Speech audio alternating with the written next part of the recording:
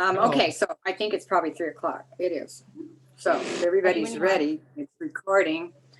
I will call this meeting to order, and I would like to thank everybody for coming. This is the Mission Springs Water District study session for May 13th, 2021. Roll call, please. Director Sewell? Here. Director Grasha? Here. Director Duncan? Here. Vice President Martin? Here. And President Wright? Here. Thank you. We have quorum. Thank you. Rules of procedure, please, Mr. Pinckney. Yes. The Board of Directors has adopted rules of procedure to govern these meetings, and I'm just going to go over some of the points from those rules. All notice meetings are conducted using Rosenberg's Rules of Order as a procedural guideline. Directors should refrain from responding directly to public comments at meetings of the board. The president of the board presides at all meetings and decides all points of order and procedure during meetings. The president is responsible for the maintenance of order and decorum at all board meetings. No person should be allowed to speak who has not first been recognized by the president. All questions and remarks should be addressed to the president as a presiding officer. No member of the board should speak more than once upon any one subject until every other member of the board wishing to speak on the subject shall have been given an opportunity to speak. No board member shall interfere with the orderly progress of a board meeting. In order to ensure the orderly progress of board meetings, the board president regulates the amount of time to be dedicated to a particular agenda item. Thank you. Thank you. Public input. Do we have any public input? No, ma'am. There's no members of the public on the line, with the exception of Ashley from DWA, and she's just observing. Okay, thank you. Item number 6, COVID-19 update. Mr. Oh, thank you. Thank you. I might, want to first of all, in case everyone didn't hear, I'm really not this red-faced, although it was a little windy out there today. I have very happily want to report that we have no reported COVID cases, at least that I'm aware of at the district. And it does seem like the vaccines have been working very effectively, and they are available. Anyone can get the vaccine now that wants to get the vaccine. We are still in the orange, so I think we're going to be there for 3 more weeks.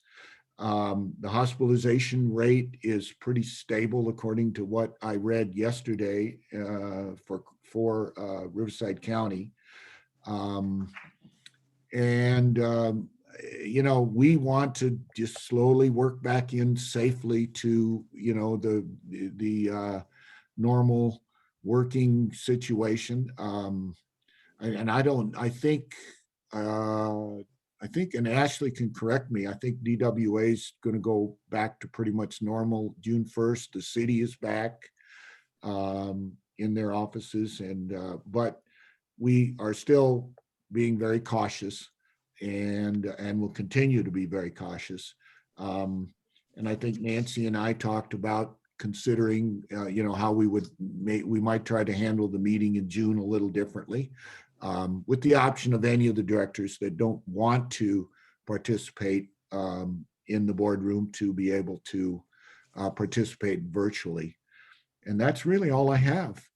Good news. It seems like the district has done well in staying safe. And so I want to compliment my staff and I'm happy to report that we're in good shape. That's all, Nancy.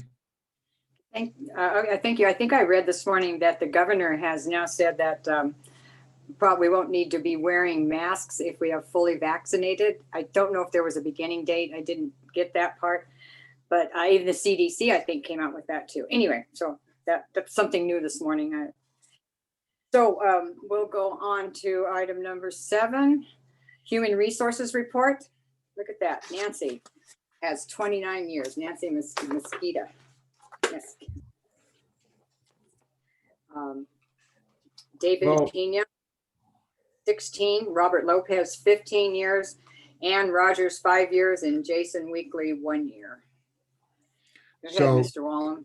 Yeah, we'll usually, go into more depth with recognizing their years here and their accomplishments. We'll probably have them as much as possible be present for the meeting on Monday. Usually we get into a little more of the presentation on Monday. So, but There'll be a we've pin. got- There's pardon me? a 15-year pin too. Yes, and we can do that on And there are Monday. And I 5-year see, pardon me? Is there a 5-year pin too? I think there's. Yes. I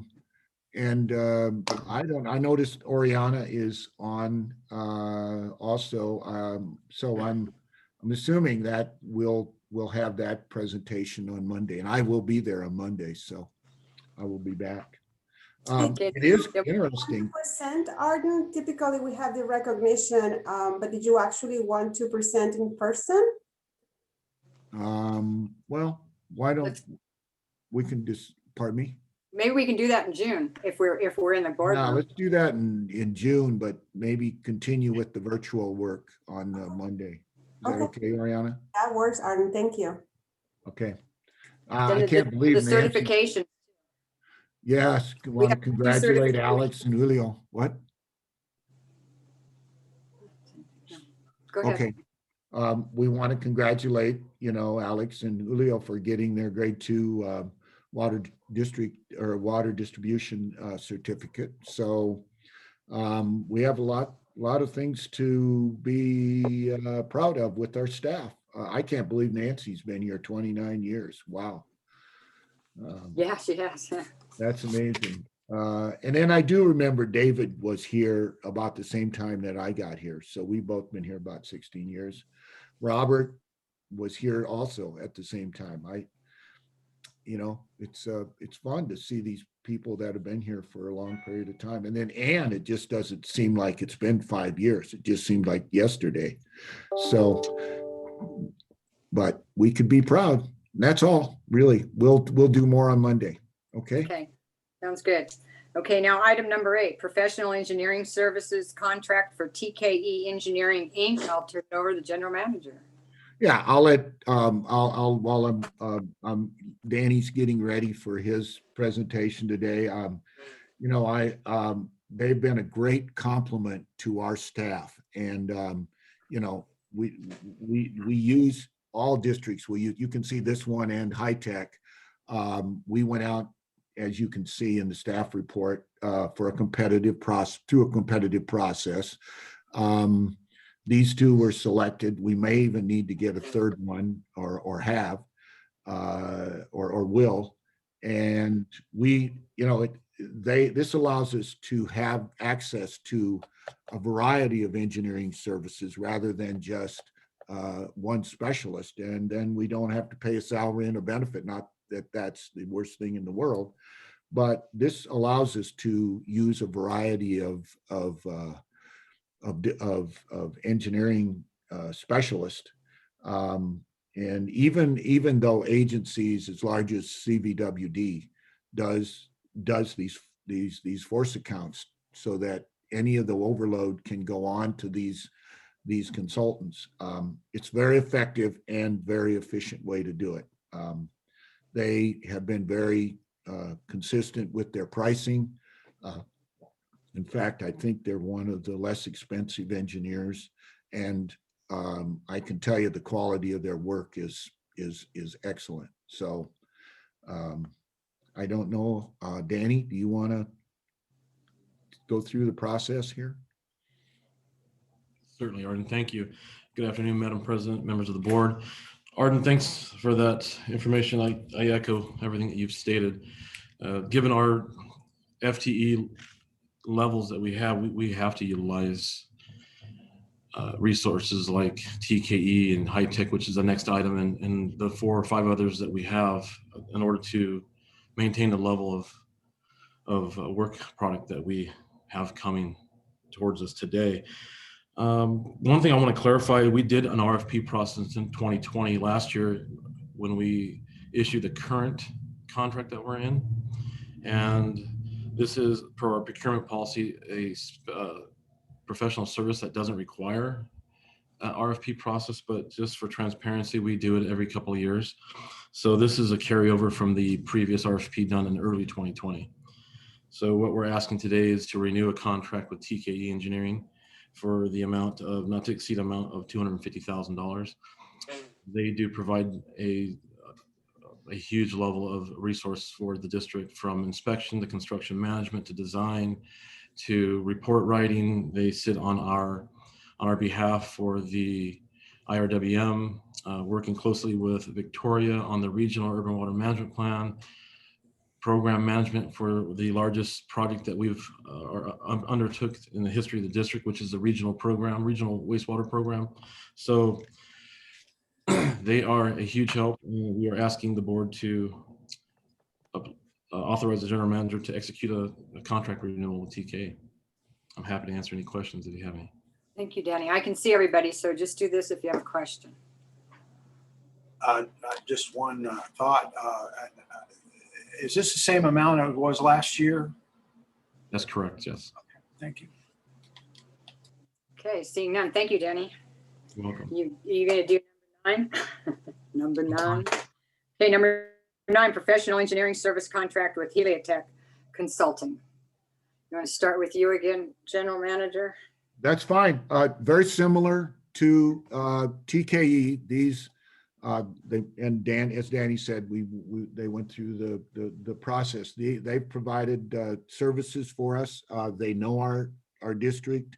You know, they have specialties that we can draw on when we need them. If we don't need them, then we're not paying anything. And with the fluctuation in the workload, as time goes on and as we get larger, you know, we will add, you know, people to our engineering staff, or, you know, structure it. But like Danny said, this is the most efficient way to procure those services. So Danny, do you want to elaborate on that?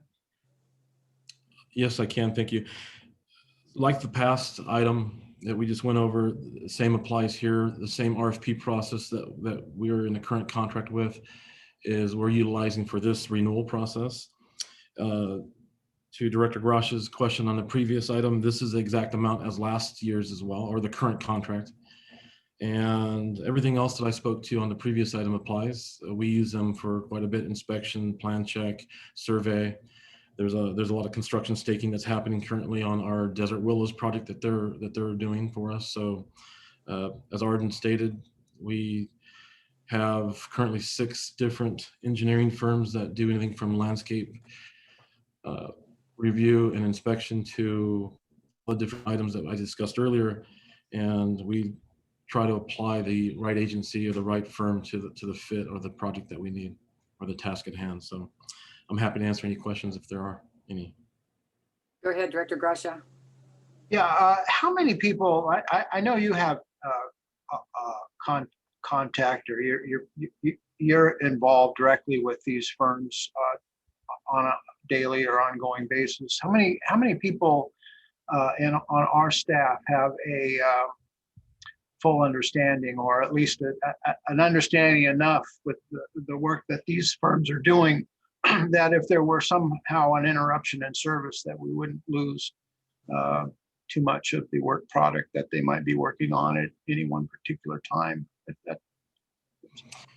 If I understand what you're asking is the entire engineering department, including members of some operational staff that are working with, say, TKE, they're involved heavily. There's a lot of backup. We do it anyhow in order to, well, we had to do it because of COVID and some of the working from home situations and trying to accommodate vacations.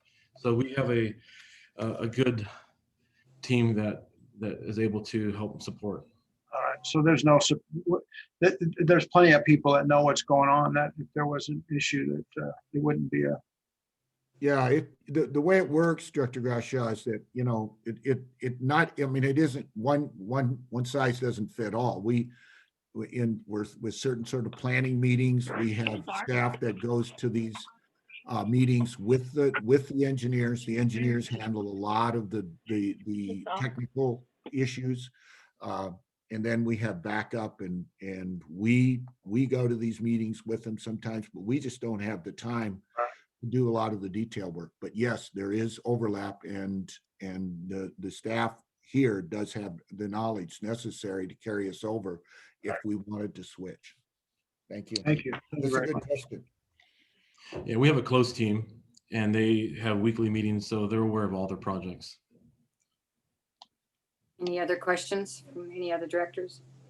Okay, seeing none, we will go on to item 10, Resolution 2021-06, recommending approval of the Skyborne Development, partial agreement and assumption agreement. Yeah, this is, this started out with DR Horton. And we had a contract with them and it was a very, very good contract. Skyborne then came in and bought the development from DR Horton, and there were some amendments to the contract, but it's essentially the same. And what this is about today is that they do come in and put the infrastructure in. It's typical, we do this with most all big developments, and it's a very typical arrangement. This happens to be a very good one for the district. They are allowed to put in, what they do is they actually build the infrastructure, so they take the risk. And then our commitment to them is they have so many years to complete the project. And as they do it, then we can waive, we don't waive the cost, but they've already built the infrastructure. So it would be inappropriate for us to charge them again a fee that we would charge them for that infrastructure. So we give them a service credit. Danny, you can elaborate from there, but in general, that's how this works. Okay. Thanks again, Ard. So you may recall roughly a year ago, we did this for Gallery Homes. They purchased 29 lots, the 29 remaining lots in the Village 1 or Phase 1 of the Skyborne development. And the agreement that Arden made reference to is the water service credit agreement. And they have a credit towards the infrastructure that they constructed that we apply the connection fees to. And in the second amendment to that agreement, the language says that prior to reassignment, the MSWD has to approve that. So what we're doing, like we did a year ago, is we're going to reassign 79 lots of Village 2 to Lennar Homes. And all this does is we're approving the reassignment of those 79 lots / the credits that are applied to them to Lennar. And we'll do that today or on Monday through the adoption of Resolution 2021-06. I'm happy to answer any questions if there's any. Questions from the board? Seeing none, Danny? And we'll go on to item number 11. First Amendment to Contract Agreement with B-81 Paving, Inc. for pavement repairs for water and sewer projects. Just to give you, and I'll let Danny get into the details of this, because this is actually an amendment simply because we had more repairs than we wanted, or than we normally have and we anticipated. But how this works is that we go in and do this repair on a leak someplace, for example, and then we have to patch the asphalt. In place of, bringing out going through a big permanent process of repairing each one of those patches, we put a temporary patch in, and then we contract with a company like this, and we go out to bid on it, and they come in afterwards and do a number of them at the same time, so they don't have to do them individually. It's more efficient to do it this way. Danny can elaborate on why we are amending this and give you some explanation. Danny, you want to take it from there? Certainly, thank you again. So the easiest explanation is we have, this is an annual item. In fact, staff has got this contract or this task and scope out to bid currently for the next annual contract.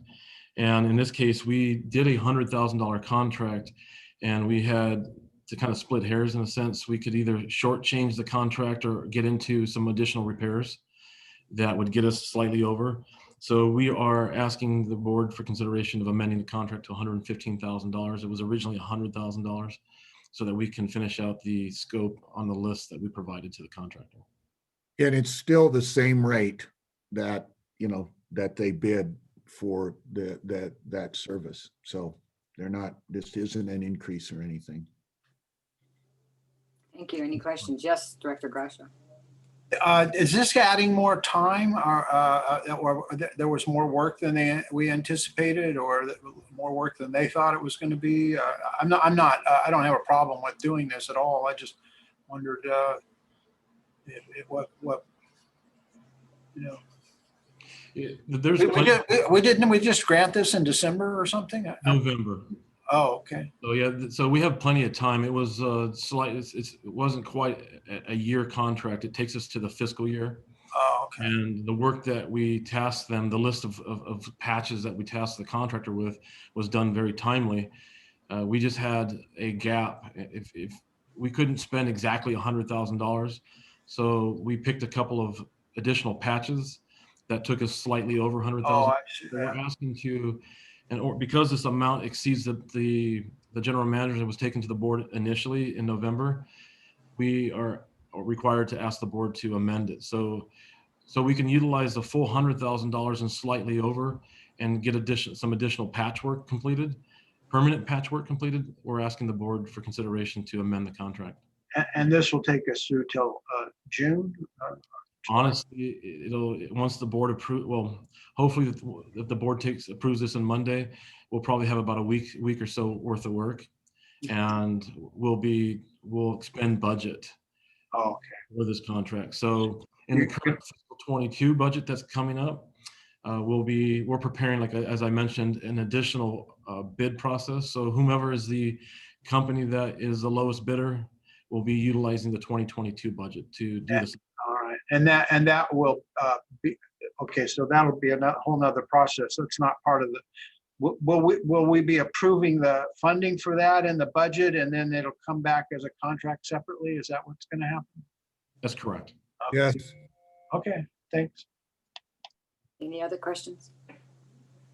Okay, seeing none, we will go on to item number 12, award of contract for professional services for software as a service provision with water mass. Okay, water smart. This one, Arden talked to me earlier. We're going to pull this one off of this agenda for this month and probably be on next month's agenda. There still has to be some more work done on that. So I'm pulling item number 12. Okay, item number 13. Mission Springs Water District Regional Water Reclamation Facility Update. Steve will let you know what's happening there. Okay. Hi, Steve. Hi, Steve. Welcome. Good afternoon, Madam President, members of the board. As Arden offered, I'll give an update on the Regional Water Reclamation Program. So we're continuing to work through the details of the bid package. We've been spending the last couple of weeks focused on the security and instrumentation side of things, making sure that we have all the equipment that's spec'd out for the communication systems between Mission Springs Horton Wastewater Treatment Plant and its overall SCADA system, and communications through the main office are all intertied with each other.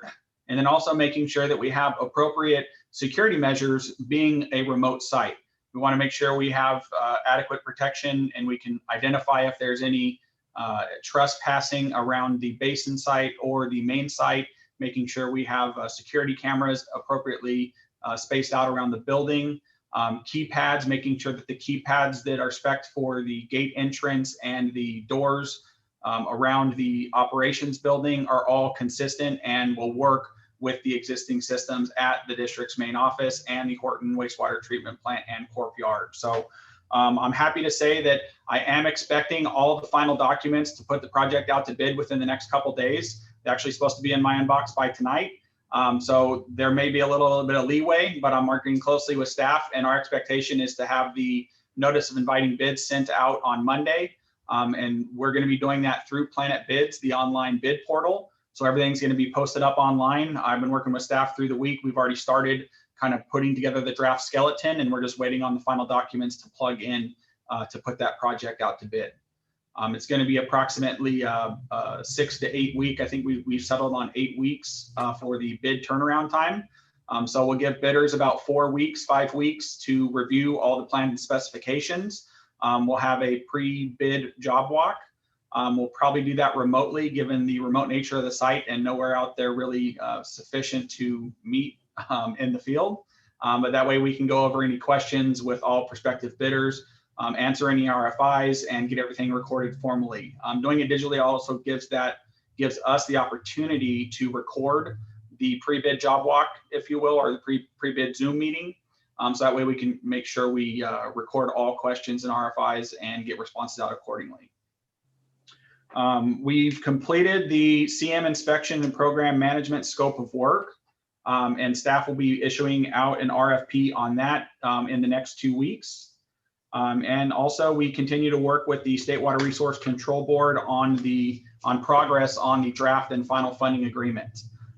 They've been working the last 2 weeks more with Mr. McHugh, the Director of Finance, on finalizing any of the financial details. You know, they have to come back through after the initial push with our finance department and make sure that, you know, they're confirming we can, you know, pay back the loan, you know, that our existing rates are going to cover that, verifying any existing debt that we have or that the district may have. So they're working through those final details now. In addition, the legal consultation has kind of started. That's the other timing hook that we've been waiting to get complete. So the legal consultation, they've been kind of piggybacking on the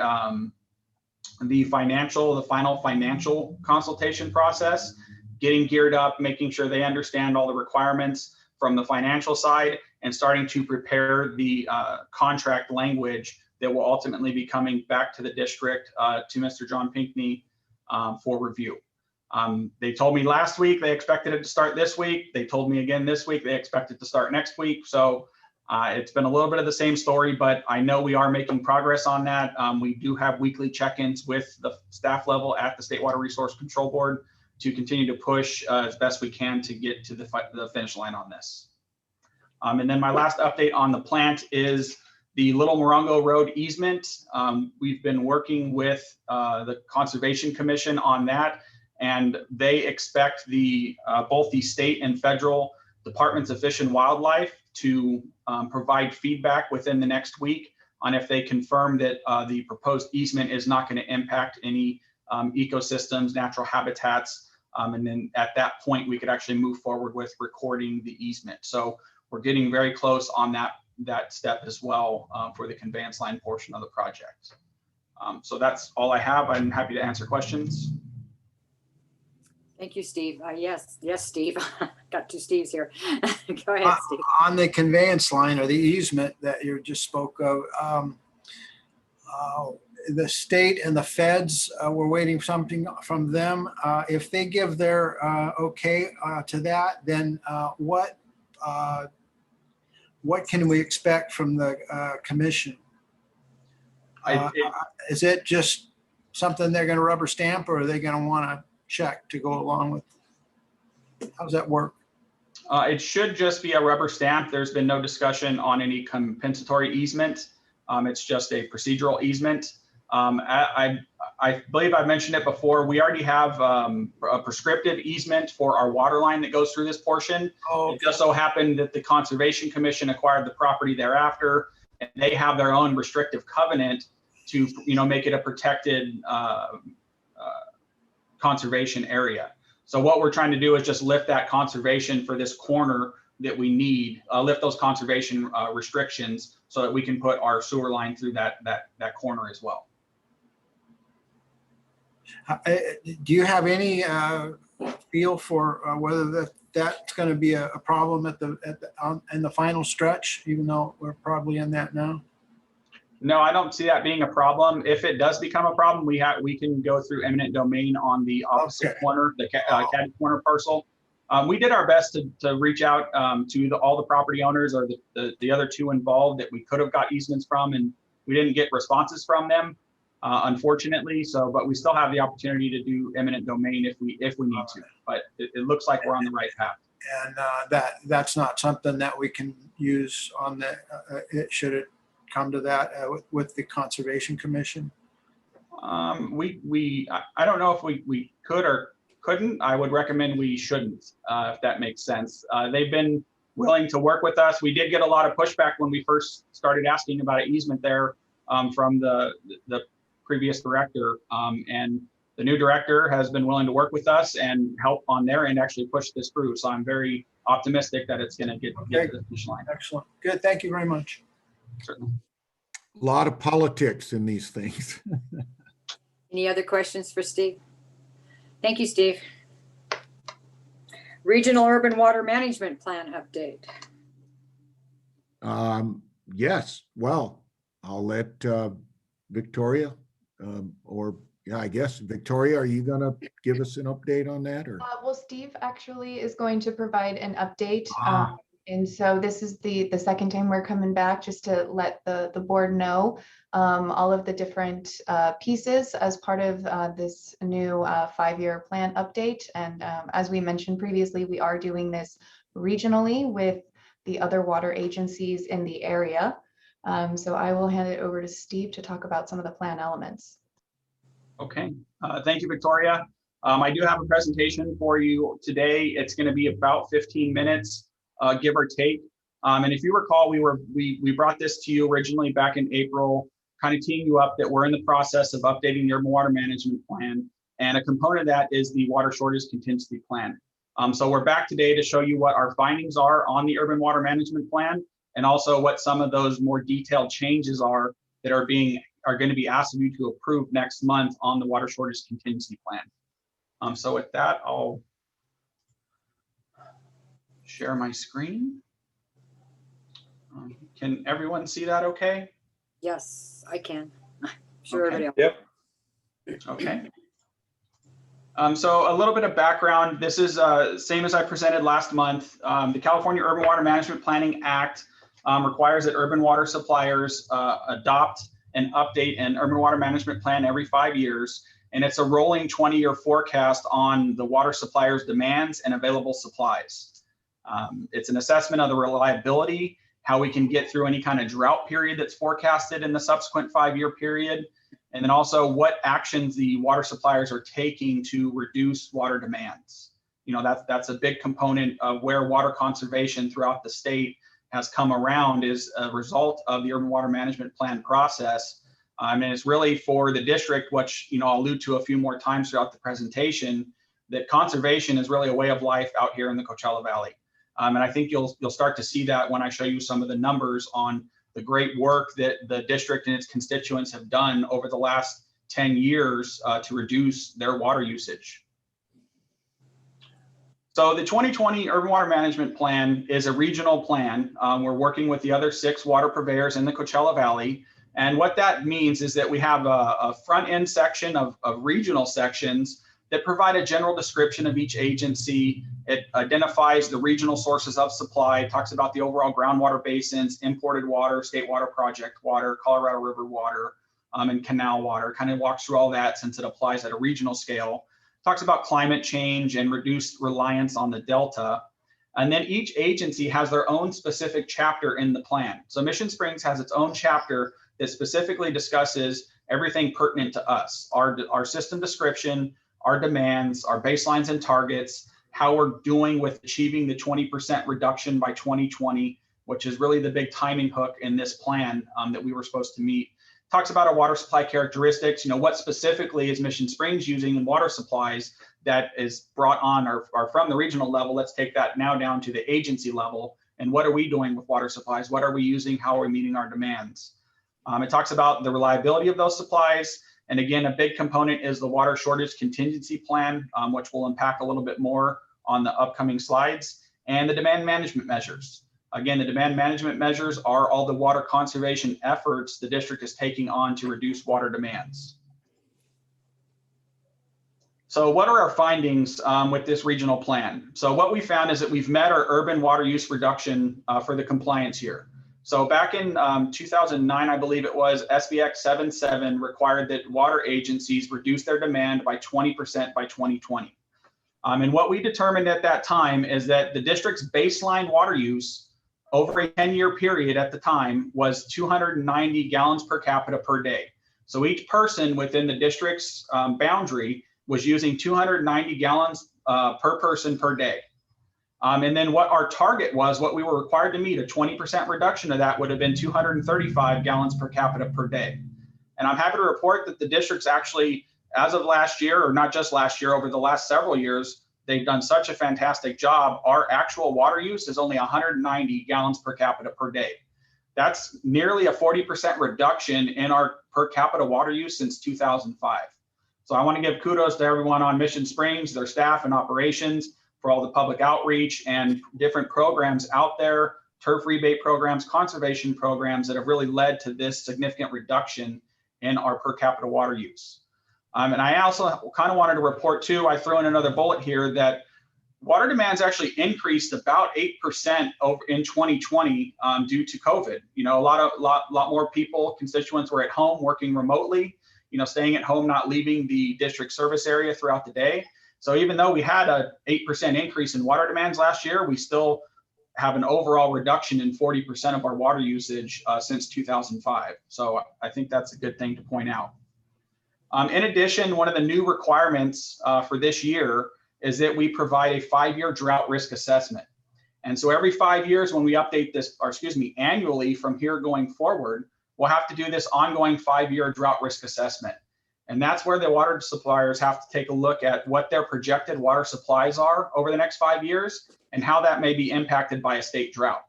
So for this year, I think you've started to hear there's been some state drought, state emergencies for drought issued on a few counties up north, and that seems to be expanding. So what we would be looking at next year when we have to update the ongoing 5-year drought risk assessment is, has there been a statewide emergency for the drought? And if so, how does that impact our water supplies over the next 5 years? The state wants you to take a greater look at making sure you can provide water to all your constituents over the subsequent rolling 5-year period. But again, I'm happy to report the district is not at risk of meeting demands over the next 5 years based on our analysis. And something additional new for this year is reduced reliance on Delta water supplies. There was some new laws passed that required, you know, a statewide buy-in from all agencies that receive, whether they receive it directly or indirectly. If they receive state water project supplies from the Delta, then they need to provide proof that they have reduced their dependence on the state water project system. And what the consultant determined was that the agencies have measurably reduced the reliance on the Delta and are improving the regional self-reliance. So our continued efforts on water conservation, overall development of recycled water and supplemental water sources throughout the Coachella Valley have led to a greater reduced reliance, on the Delta. So again, we're bringing that up because that's going to be part of the approval process next month, that this new Appendix L, as they call it, as the state calls it, is a new requirement that they specifically want to see, like I said, from each supplier. And then lastly, I mentioned it back in April, is our alliance with water management plans.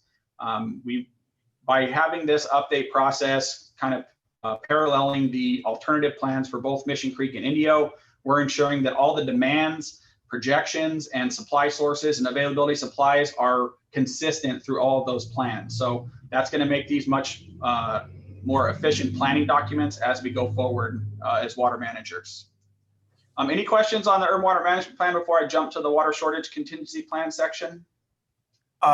Just maybe one on the taking the reducing the demand on the Delta. When the governor came into office, he switched us from the twin tunnels program to the single tunnel.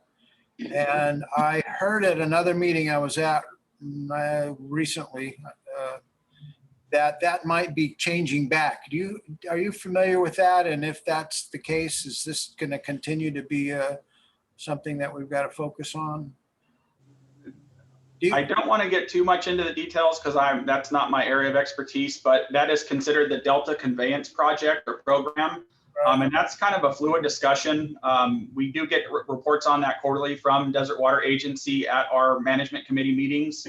But I do know that's an ongoing process. And part of that Delta Conveyance program, it's going to improve reliability of the system, not necessarily provide us with additional water supplies. So if you recall, the state each year determines the percent of the state water project allocations that go to each agency.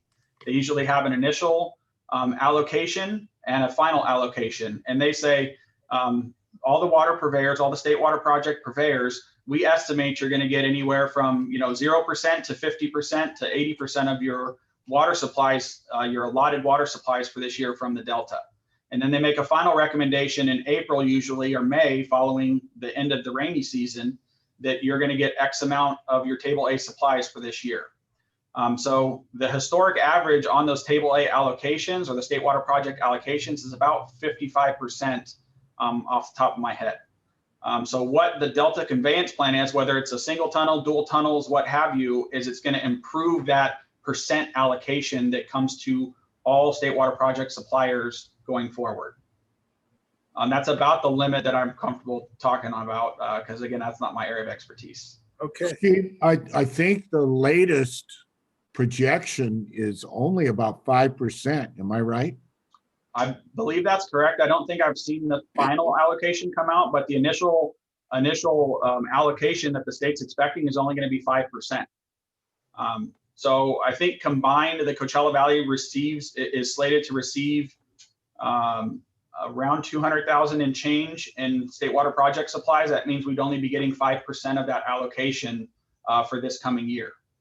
When again, the long-term average is 55%. So we typically get 55%, sometimes more, sometimes less, but with the pending drought and state of emergency droughts already issued in a few counties up north, the state's really lowered that allocation. So again, we're only going to get about 5%, maybe 10, 15 when the final numbers come out of the allocation on imported water. If you get a chance sometime, maybe you could help explain the 900,000 acre feet that MWD has an agreement with to store in our aquifer here. It boggles my mind because I don't understand all of the all the players, but how can that be happening and we don't have someone on their board?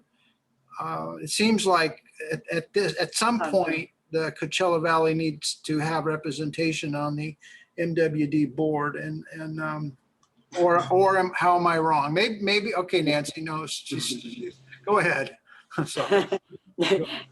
Never mind, Steve. The Met board doesn't have much to do with it, but I guess the agency that you should ask that question to would be DWA. So I plan to, but I know a lot of people listen to the meeting. Maybe they'll come up with an answer to that, because it seems to me that they should have someone on that board and they don't, and that's always a sticking point with trying to make sense of what's going on. It's almost like I can say that with the new drought conditions and whatnot now, the state is looking at banking water, just like they're doing there in the Whitewater Wash, as one of the options to help us through the drought. So it's a water banking issue. So. Yeah. Okay. Well, I'll zero in on that as the weeks and months go forward, but I should like to find out what the answer to that is. Thanks. I had a quick question on the gallons per capita. I noticed these numbers are quite a bit higher than like our monthly reports, that we report to the Water Resources Control Board. Is that just because this is regional numbers and ours is that we have in our monthly reports, or just Mission Springs, or? I'm not sure why that would be, but these are Mission Springs specific numbers. If there are variances from the monthly, it's because this is the combined for all of 2020. And another factor that plays in is how the population number that was used. Sometimes the easiest number is just grabbing it from SCAG, your Regional Transportation Agency. But specifically for the Urban Water Management Plan, DWR has their own population tool. And generally it's based off of SCAG and other statewide census data. So sometimes that plays a factor is what the population was used, because it's your total water use divided by your total population. So a lot of times that leads to a little bit of a variance between the numbers. Okay, because it's a pretty big variance. Most of our is in the low hundreds. So when I saw the 189, I was like, wow, that's quite a bit different. Yeah, I think what you saw was it went like 130 to 140, I think. It was even higher than I thought, but. And I will add, I don't know how the number you're referencing is calculated, but a lot of times you'll take out water loss with this calculation. And this calculation in front of you, the 189, that's your total production.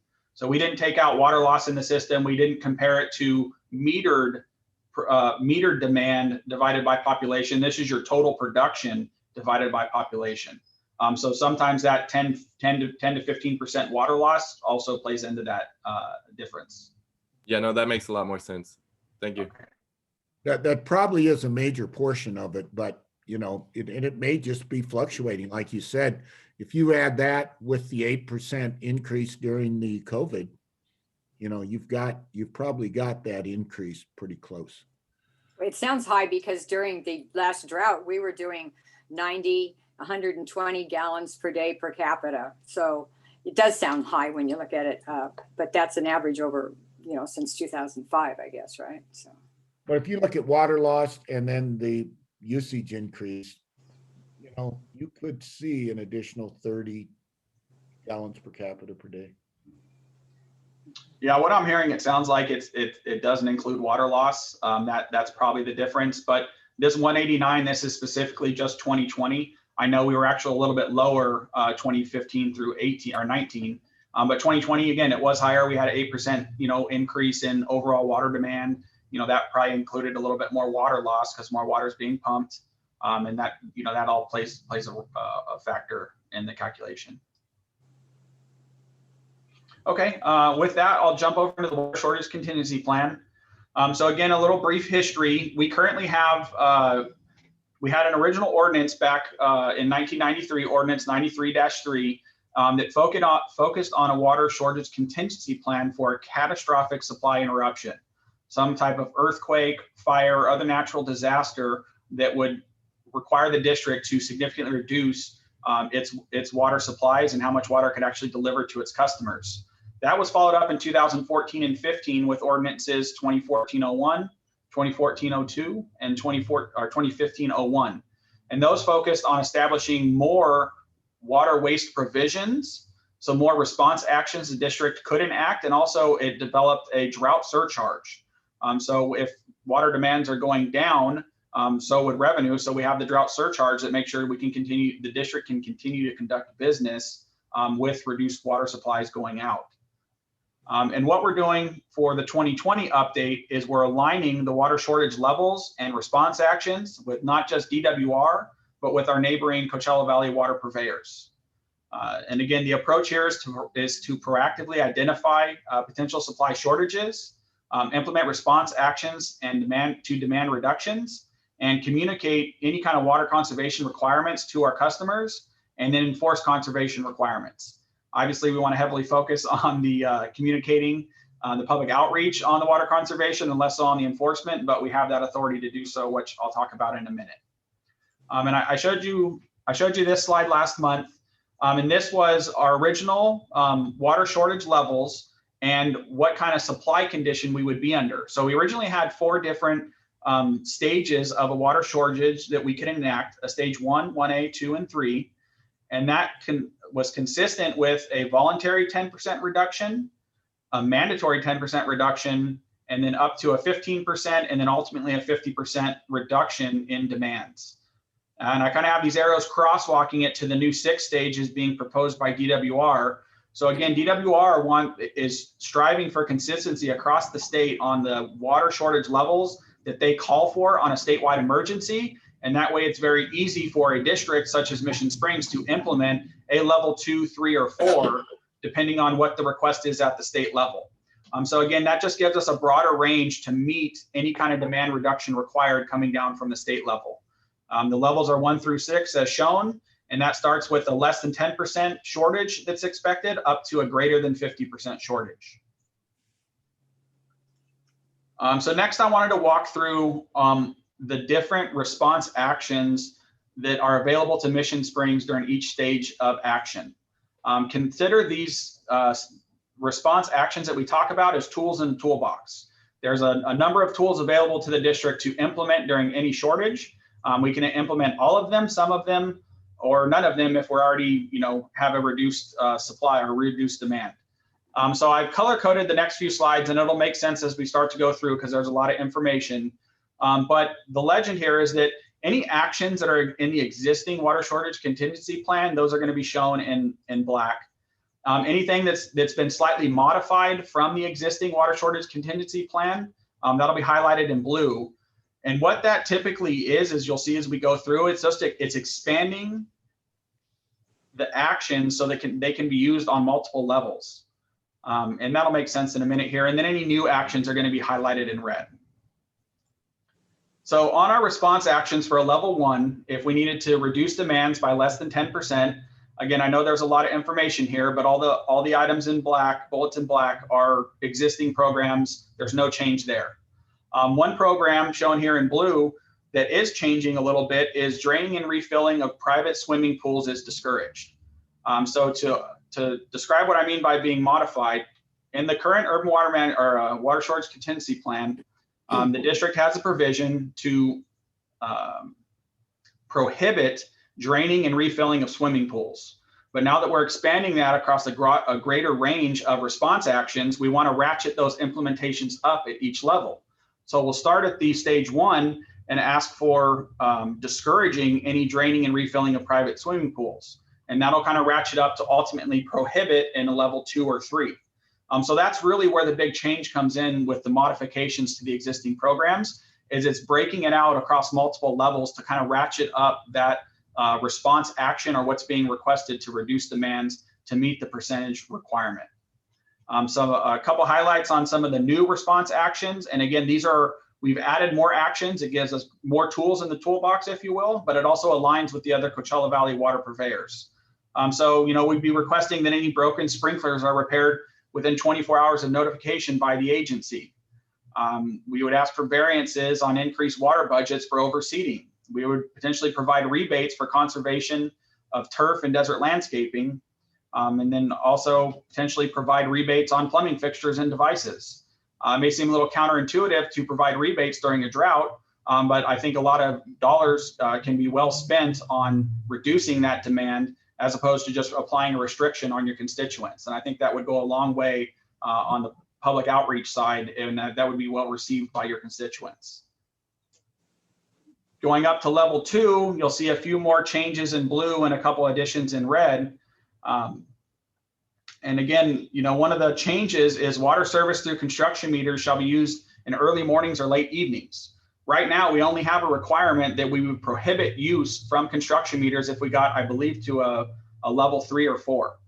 So again, we're kind of breaking that out across multiple levels so we can try to curtail some of the usage instead of just coming right in and shutting off the tap.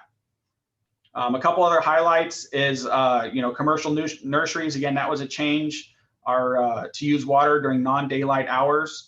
And then a couple new items, we'd be reducing outdoor water budgets by 10%. And you're going to see this one in every stage going forward that we talk about, that we're going to start asking that outdoor water use be curtailed little by little as we get up to a level 5 or level 6. We'd expand our public information campaign. We potentially increase water race patrols and reduce frequency of hydrant and dead end line flushing.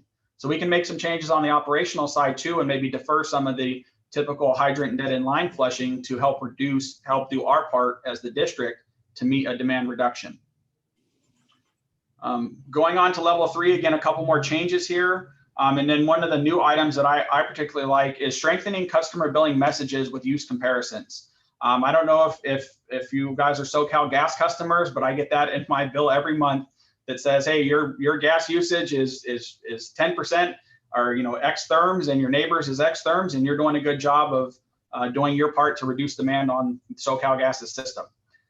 So that would be something similar we could implement. And it's kind of comparing now that we have the AMI technology, we can look at a housing development and send out focused billing to a certain development and say, hey, you're using 50% of what your neighbors are. Good job, keep it up. Or those that are using more, the request is, hey, can you guys lower your water demand a little bit to get in line with what your neighbors are doing.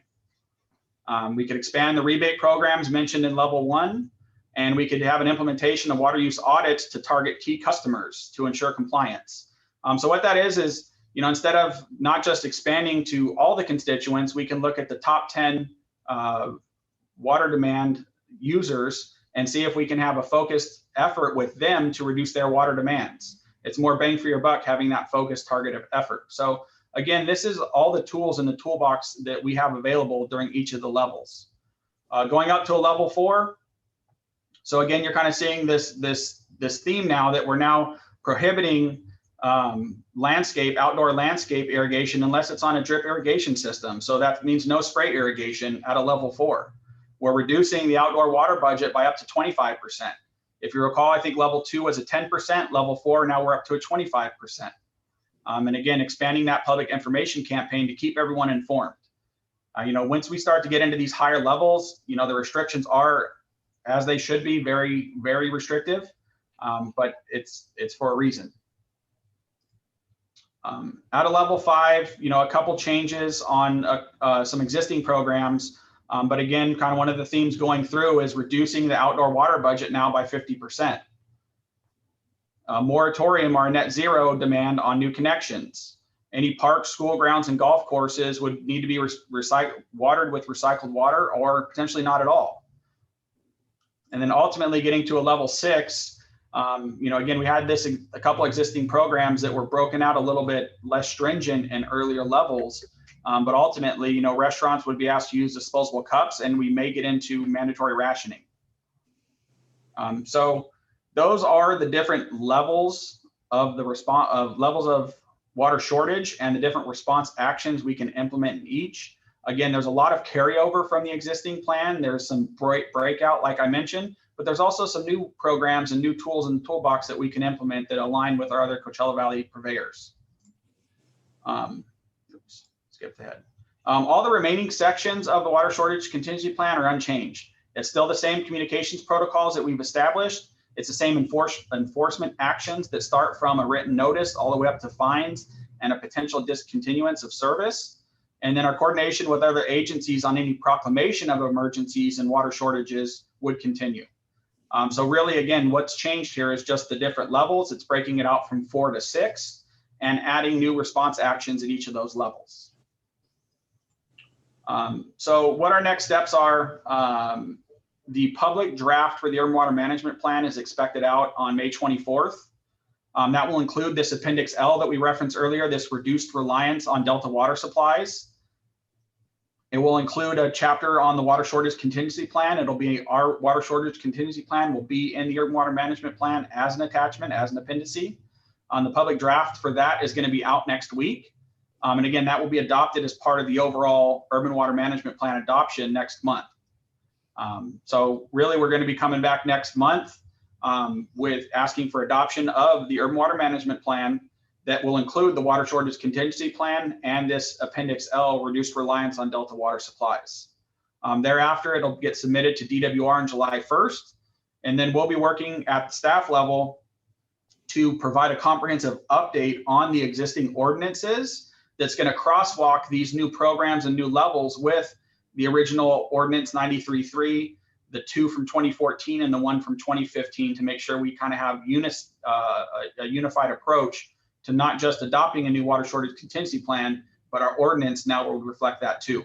So we expect to do that after everything's done and adopted. And then once we know what the final plan looks like following the June board meeting, we'll work on those ordinance update and bring that back in July for adoption.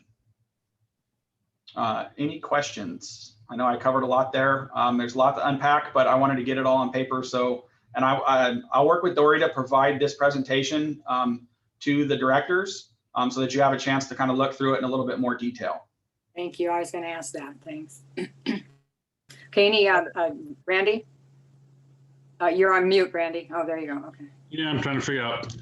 The only conflict I see is maybe with the vector control board. If your swimming pool turns green, if you have a fountain in your yard that's green, something like that. Fountains are drainable, you can leave them empty. Swimming pools, you can't leave empty. So if for some reason your pool turns green, vector control board will require you to drain it and refill it. And here we're saying, or could say, you're not allowed to drain and refill it. So we got two different government agencies with conflicting orders here. Yeah, excuse me. I understand your concern, Director Duncan. And that's why I really think when we come to implementing a stage, we're going to be taking a harder look at the actions in that stage that we may want to implement. And maybe that's not the right approach that we want to take at a certain level. We'd rather focus our efforts on conservation program or on increased mailings or water waste provisions, making sure, folks washing their car do have a shutoff valve on it, versus really enforcing the pool aspect. I know some of these have are conflicting with other requirements, as you mentioned. And I think we're just gonna have to work through that as each level is implemented. Yeah, and I realize, there's an exception to every rule. There's always a what if. And I'm not trying to split hairs, but that was just the first thing that popped into mind because I've had a pool for, 30 some odd years. And I've seen the good, the bad, and the ugly of those things. So, yeah. All right, good. Just my thoughts. Thank you. Thank you. Director Sewell? Yeah, I had a quick question on the water shortage restrictions. I didn't see any specifics as far as all of the cannabis cultivators we have in our district. Do they fall into the nurseries or orchards that were mentioned? I just feel like that's going to be a pretty hard one to restrict their water use should we have to. Yeah, from my perspective, they would fall into the commercial nursery. I think there are a couple ag provisions in here, but I think that's where they'd fall under. Now, again, how we enforce that's to be determined. That'll be kind of taken as we go. But there are requirements in here for commercial nurseries. Again, starting with reducing how water is applied and then reducing it to just night hours and then reducing it to certain days of the week before it's an all-out prohibition. That's something we've talked quite a bit at the staff level is that some of these will have drastic impacts to our constituents. Residents are not going to be happy if their pool has to get drained and the plaster gets damaged from the sun beating down on it. Your contractors are not going to be happy when we shut off the tap and they can't water their construction site. They're not going to be able to meet PM10 requirements. And again, your growers are not going to be happy if you're going to turn off the tap and they're not able to water their plants. But the overall picture here is if we're faced with a dire water supply shortage, we have to implement some actions to meet that. And it's certainly a situation I don't think any of us want to be in, but this is just a tentative roadmap on what we can do if we're put in that position. And I don't know if this would be more a question for John, but then should we ruin a whole crop of theirs? Who's liable for that? The state, or is it fall upon us? That's just kind of a scary situation, I feel like. I'm not sure that would even, I don't know. That's a good question. I don't know if it would be. That would be if we shut them off. I'm not sure. Yeah. But the other thing is, Steve, and correct me if I'm wrong, is the nice thing about this is that these are restrictions that are consistent across the valley. They can't get up and move out of Desert Hot Springs because they don't like these restrictions. They're going to run into them in Palm Springs to Coachella and La Quinta and Indian Wells. And to your point, Arden, they're going to run across that statewide. Again, this would be and I may be speculating, I'll defer to John, but when the state implements a drought emergency, I believe that kind of has that authority to absolve the districts of potential impacts, of unforeseen impacts from that, because they're being asked from the state to reduce their water usage. I know Danny, and it looks like John may have had something to add too. Go ahead, Danny, and I'll weigh in here in a second. It is indoor grow. It's not outside grow, and it may not apply directly. But also we have to remember, this isn't something that just surprises us. We wake up on Monday morning and we get a notice that we're in these levels. We do a great job of public outreach, so we're not shutting their water off, but certainly they may have to adjust their grow process according to whatever level we're in that would affect that. Most of them are very sensitive about their usage of water, so. that Vice isn't- President Martin, oh, he's leaving now. I thought you had a question, Russ. I was just gonna comment about something Randy was talking about earlier, which was the maintenance of the pool. That seems to be an exception. And I would certainly think that if your pool, you're keeping your chemical balance up and your pool turns green, then I would think that there might be another issue involved in that. So, yeah, it seemed, and the question I would have is, it says except for maintenance on there. Do they articulate what constitutes maintenance on there, or is it just a general term that? This is the district's plan, so it really is the district's interpretation on how they want to enforce that, if they were to enforce it. So we have flexibility on each of the response actions to, modify it as we need to, what works best for our constituents at the time of it being asked. Okay, thank you. So this is something that when this is passed by each one of the urban water management group, or whatever you're gonna call them, that this would be in all of our toolboxes, the same thing, correct? Yep, all the actions and levels that were shown today are consistent across the entire Coachella Valley with all 6 water purveyors. And I will credit DWA, Ashley. She was a big proponent of that push from the beginning. That's why we ultimately ended up with the regional plan. And with this kind of broken out water shortage contingency plan you see today, is to make that consistent. So that way, if you're living in Desert Hot Springs and working in Palm Springs, you're getting the same message when you go to work or you're at home with what the water shortage is and the actions being taken to meet the water reduction. Very good idea. Thank you, Ashley. So would you like me to address the question about the taking issue? Sure. Yes, please do. So I'll just be very brief on this. I won't go into detail, but we've all just gone through, the COVID pandemic, and we saw that states and local governments shut down businesses. Businesses had to close. They lost the income as a result of that. And somebody might argue that's a taking, but it's a non-compensable. If it is a taking, it's a non-compensable taking, because there are situations that a body of law recognizes where the public need justifies taking action that adversely impacts business owners, property owners.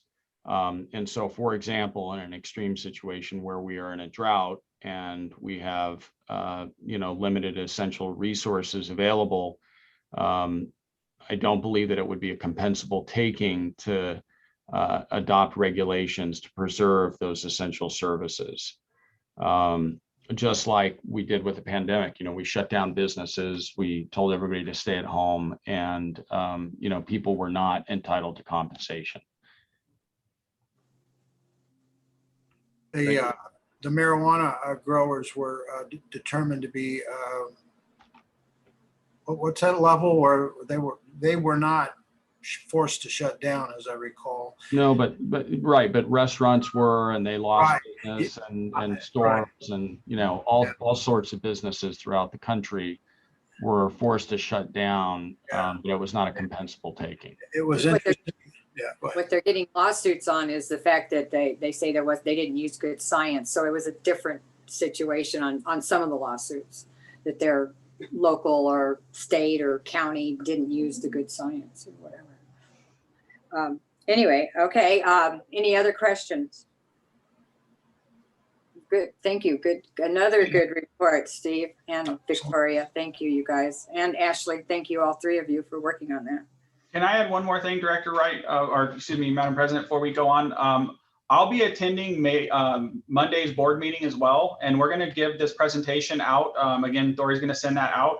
So I'll be back on Monday to answer any questions that may come out after a little deeper dive into what these response actions are and anything you may have. So Victoria and I will be back on Monday to answer any questions. So thank you. Good. Okay. Thank you. Okay, good. And we will get a copy of all those. You said what, Nick? You're going to send us a copy of your PowerPoint? Is that what you said? Yep, I'll send it to Dory right now. Perfect. Okay, great. Thank you. I want to just say thanks to the staff too, because my directive to them was that, hey, don't bring this to you at the last minute, so that's why we're having this series of presentations so that we can build your knowledge and then repeat some of these things so everybody understands what this is all about. But the thing that we need to remember is that what we're doing here is going to be applicable across the valley. So, That's a good idea. but I didn't want you to be, just surprised with this big document, and because this is a new approach, and we'll see how well it works. I'm pretty excited about it. Okay. Thank you. So no other questions. I'll go on to item 15, Adman Courtyard Building Update. I'm feeling that's Brian. It is Brian. I'm going to let Brian handle it. I've been gone. I apologize. I'm not speaking up as much as I usually do, and no applause or anything. Gee, that's sad. It's all that skiing where you got that red face. Oh, I'm just kidding. I'm not kidding, but- Thank you, Art. Thank you, Madam He's the President. South Just Dakota very racist. quickly, I've only got 4 bullet points, so it won't take that long. As I mentioned at our last meeting, we have received 16 engineering and architectural service responses to our request for qualifications on April 6th. We are working with all the reviewers to finalize their rankings of the submittals. We will be scheduling interviews with 2 or 3 of the top ranked teams. And then we will be bringing that selection to the board for further action in June. So we are still reviewing the submittals and getting ready for interviews sometime in the next couple of weeks. Great. That concludes my report. I'm glad you got some submittals. That's nice. Yeah, 16, and they were very good submittals as well. Have we heard anything from any of the engineering companies about the grading that's going to need to be done? No, we were going to reach out to the selected firm once we got them under contract, and we haven't gotten to that point yet. You're going to put someone under contract before you know how much it's going to cost to lay the fill dirt? Yes. When was that vote taken? I don't remember that vote. I'm sorry, a vote? We're still trying to select the best architect engineering team to move forward with the project. Once we establish the team, then we'll start looking at specific locations. That's actually part of the phase 1. Oh, okay. So you haven't, so you're still leaving it in the air, even if it's just a little bit that, okay. Thank you. The location to me really is horrible. So because of the fill dirt that's required. And I just, it makes me cringe to think that we're moving ahead with the certainty that that's where it's going to go, even though we haven't been completed fighting that out yet, I hope. Yeah, You're actually correct, Director. We have not made a decision of location. That was going to be the first task. We were going to ask our architect engineering firm to look at that issue. Okay. Absolutely. Try to be very progressive with this process so that, it moves forward in an organized fashion. Yes. Right. Okay. Sounds good. Oops. Anybody else have any questions? Okay, thank you. If I hear seeing none, I will go to item 18, Strategic Communication Plan. Yearly update. Woo. Is that 18 or 16? I think 16. No, 16. Yeah, 16. Okay, yes, Victoria is going to provide us with that Yes. presentation today. Bear with me here as I share my screen and move into presentation mode. Okay. Are you seeing the PowerPoint as a full-size screen? No? I'm fine. No, We can pinch it open, or we used to, yeah, we pinch it Are open you seeing ourselves. the, okay, are you seeing the PowerPoint slide or the presentation slide? Strategic communication plan, it says. The PowerPoint, I think. Okay. We're It's full seeing the screen. note Look, it slides, looks- Victoria. I'm sorry. It looks like this, Victoria, it looks like Yes. this. Okay, full screen. Okay, perfect. I just want to make sure Okay. it pops up too. Okay, Okay. now that we've got all the technical difficulties out of the way, Madam President, members of the board, good afternoon. It's that time of year for our first annual review of the Strategic Communications Plan. President Wright, I saw that you held it up. For those of you who may not have your physical hard copy anymore, I did send a link earlier this week as to where it's how. Okay. Ivan's got his too. Thank you. Great. So let's dive right in. Somehow, if I can get to the, oh, there we go. So of course, our mission statement, provide, protect, preserve our most valuable resource, water, and how that also ties into our vision statement, making sure that MSWD is a leader and an innovator within the water industry, ensuring that our employees are highly qualified, innovative, and continuously functioning at the highest levels of teamwork, performance excellence, and we're fostering a culture of responsibility, providing highest levels of customer service, and that we also have the foresight to anticipate the future and that we're adaptable and resilient to any challenges that we face. And actually, I feel that that ties in rather nicely with our 5-year update with the Regional Urban Water Management Plan and Steve's previous presentation on the Water Shortage Contingency Plan. So a brief timeline of events here. So you last saw and received and filed this plan back in January 2020. We began to implement this plan in February, and then of course, between March and currently, the pandemic occurred. And so that kind of put the plan implementation and the outreach calendar on pause. But nonetheless, we continue to use the plan as a guide throughout in the various outreach initiatives that we took with our COVID pandemic messaging.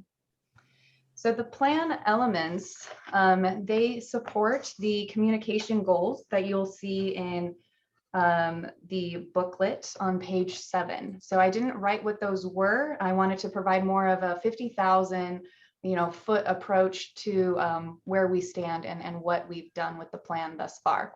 But briefly, I have broken down the presentation per the plan elements and what we've done. So the first one is community engagement and education. The second, image awareness and evolution, employee and board empowerment, internal communication excellence, regional industry leadership, succession planning, and communication readiness. So our first one, community education, community engagement and education. So there were 3 different strategies under this plan element, included continued public outreach, fostering and continuing our relationship with our news outlets and coverage, and then of course the public education part of it, so that we as a district are continued to be seen as a source of trusted information and steward of our water supply. So community outreach, a lot of events, if not all events, were canceled as a result of the pandemic. Nonetheless, towards the end of the year, we did partner with various different agencies in order to hold a free flu shot and PPE clinic in November out at the Desert Hot Springs Elks Lodge. And I want to emphasize the regional partnerships because that was also one of the plan elements, or one of the goals of the plan, was to continue fostering those. And so we partnered with United Way of the Desert, Supervisor Perez's office, the State Office on Disabilities, Listos, California, which is the governor's emergency response office, and then also Desert Recreation District. So all of these agencies and government agencies came together to help facilitate this flu shot and PPE clinic. And of course, Walgreens, our local Walgreens here off on Palm, helped provide those shots. We continued press coverage and outreach. Actually, I believe in a very short period of time after the plan, we had close to 10 different press releases that were sent out, including, our Berkeley Springs win, President Wright, your reelection to the LAFCO board, things of that nature, where we were not sharing our own successes as a district with the greater community at large. So not only did we do press releases, but we also submitted 2 Valley Voices. One was regarding the 50 billion gallons saved milestone that was achieved regionally through the CV Water Counts group. And then the other was actually related to the pandemic. I did a small screenshot here about water treatment and daily testing and how that safeguards public health. And that was co-authored by yourself, President Wright, and our operations manager, Bassam Alsamar. So that also, you really utilize the plan as we're talking about, a source of trusted information and steward at the height of the pandemic, where everything was still very uncertain, and was your water supply affected?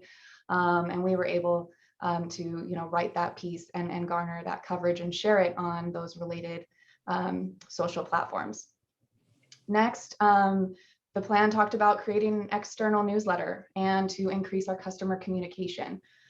We have done that. We created the Water Matters newsletter, actually right as the plan was adopted. So knowing that this was coming out of the plan, we also wanted to make sure. So since then, we issue this newsletter quarterly.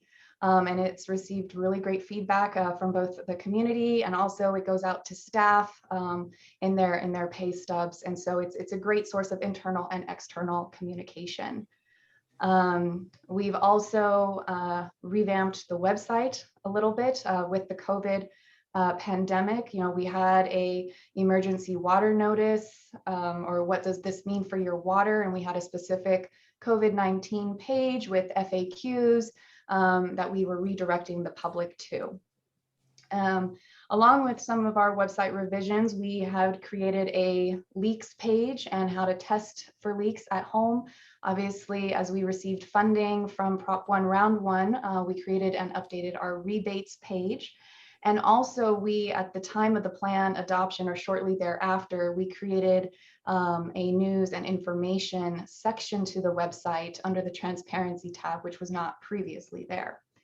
And then on the education side, of course, all of the different pieces that we put out, including all of our collateral on social media platforms, they serve as a tool to educate the public with conservation tips, things of that nature.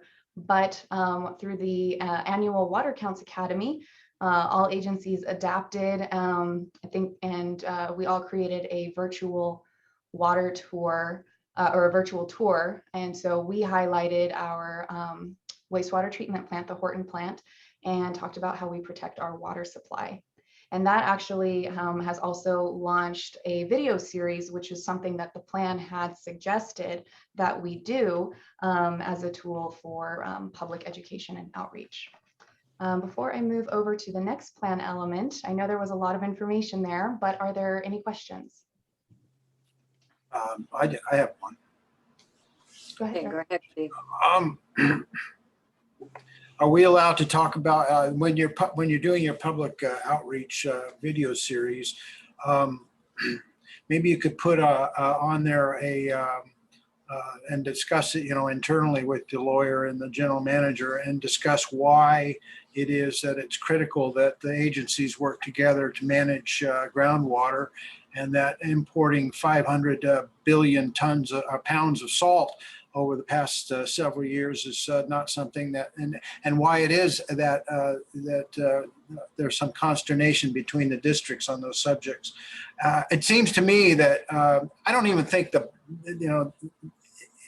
public fully understands what's going on. And when I explain it to them, when I have the opportunity, their mouths are hanging open. They can't believe what they're being told. In fact, they don't believe it. But it's true. Every acre foot of water that we import is 1,250 pounds of salt. And there's been close to 900,000 acre feet of water imported to the valley. And perhaps more. It's 500 billion pounds of salt. And I own property in Nyland. I know what happens to a community when the salt load goes beyond the level that the environment can handle.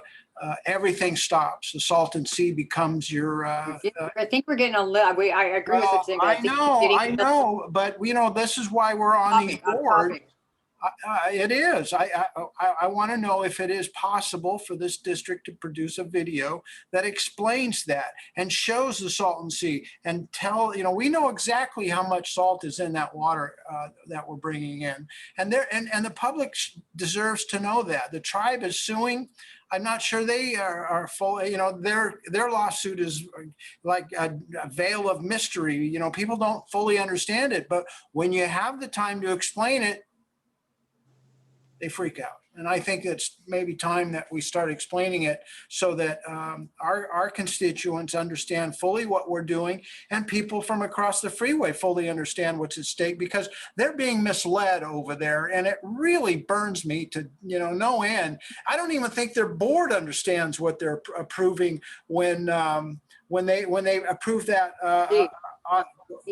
Go ahead. I'm sorry. Okay. Do you have a question about the community? Ask the lawyer some point in the future whether we can do something like that. And I know he's here and he's probably curling his, wanting to stop my head. Madam President, just briefly, I think the comment was that the Director Grasha would like to see something like that in communications. And so I think his point. And Director Grosh, I think that's a great point. I've written it down, and that might be something maybe we look to do possibly regionally with the CB Water Counts group. I think so. Well, they're never going to go for it. The farmers that run CVWD love all that water flowing into the valley. They're making a fortune off of it. But us, I think it could be a great educational part as part of the Water Counts Academy. And so, and just talking about regional water management and what that means. And being that the Academy was virtual this past year, and it's in discussions whether we keep that format because it was very user-friendly, those sessions are, of course, recorded, and that we can then redirect individuals back to if they were not already a participant in the class. So great. And the whole Coachella Valley is working on our salt nutrient management plan, the whole valley. Right. Thank you. Okay. Okay, I will continue. Yes, go right ahead. Okay. So next, we were talking about the next plan element is image awareness and evolution. And so this had just essentially one main strategy, was to make sure that we had consistent branding across the board, that both staff and board members are aware of the different public outreach pieces that they can also use to speak to, if out and about or if asked questions, and having more regular interaction with staff with that information sharing. And so despite the pandemic and the virtual nature, the human resources team and our AGM was creative, and we had some virtual all-hand meetings to make sure that staff interaction didn't stop.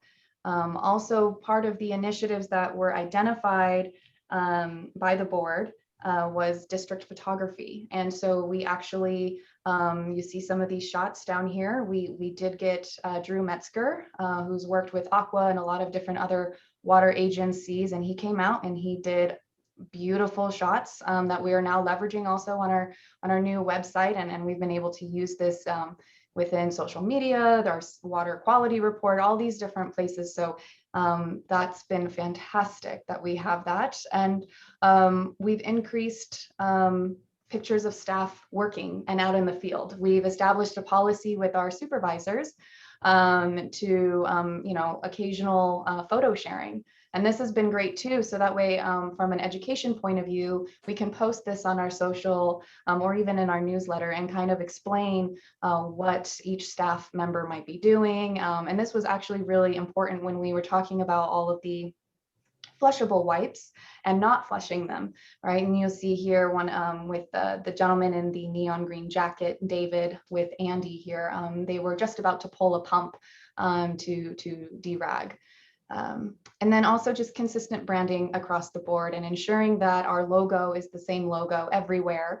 You know, we updated our letterhead, and also in the process, Groundwater Guardian changed their logo. So we wanted to make sure we also had that current logo on all different pieces. And so this is just an example of some of the materials that were sent out this past year. And as you can see, you know, from the billboard, the water quality report, which the plan also talked about doing a mailed water quality report / newsletter. And we actually got great feedback from the community. We got a lot of questions about water quality, which that makes us know that from an educational point of view, the customers are reading what we're sending them. And next plan element, I actually combined these two, was employee and board empowerment, as well as internal communications excellence. And you'll start to see there's a little bit of overlap, but we wanted to ensure that all different outreach pieces are sent to the board and the staff. And that wasn't previously being done, as we talked about, so that way everyone has the tools at their fingertips in order to speak correctly and consistently as to what we're doing. And so we email, you know, on a regular basis, anytime there's a new outreach piece, whether it's press release, bill insert, things of that nature.